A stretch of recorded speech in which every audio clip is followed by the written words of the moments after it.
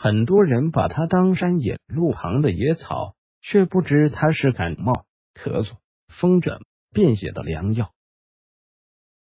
小的时候经常感冒，而每次感冒几乎都是用的中医的那一套方法治疗的，而且效果还挺好。在我的印象中，生姜、紫苏、荆芥等这些药材用的比较多一些，因为这些食药两用的食材制作起来比较方便，而且还很实惠。相比较而言，生姜和紫苏人们比较熟悉，对荆芥要陌生一点，但对于在农村长大的孩子来说，更有机会认识这些草本。就拿荆芥来说，其实当时对我来说印象最深刻的是，荆芥开着细小淡白色的唇形小花，远远望去那景观也是挺美的。而那时候我们总是喜欢采些这样的花花草草，玩闹嬉戏一般。每次采到一些药草回家的时候，爷爷都会耐心的给我们讲解。当我第一次采摘荆芥回家的时候，爷爷告诉我说，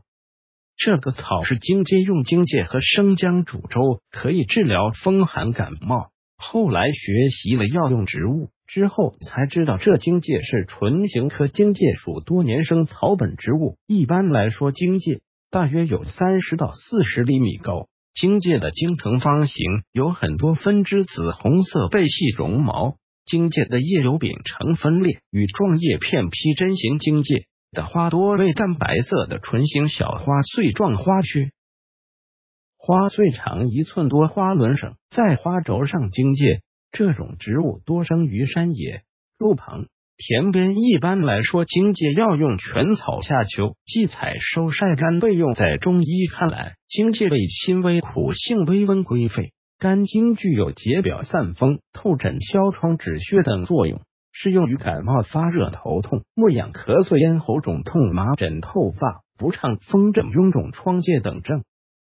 如果将荆芥炒炭作用就又不一样了。荆芥炭具有理血止血的作用，适用于女血、吐血、便血、崩漏、产后血瘀等症。荆芥这个药生用和炒炭之后的作用完全不一样，生用的主要功效是祛风解表，而炒炭则具有理血止血的作用。除了生用和炒炭作用不一样外，不同的搭配药效也各不相同。比如荆芥配防风、羌活，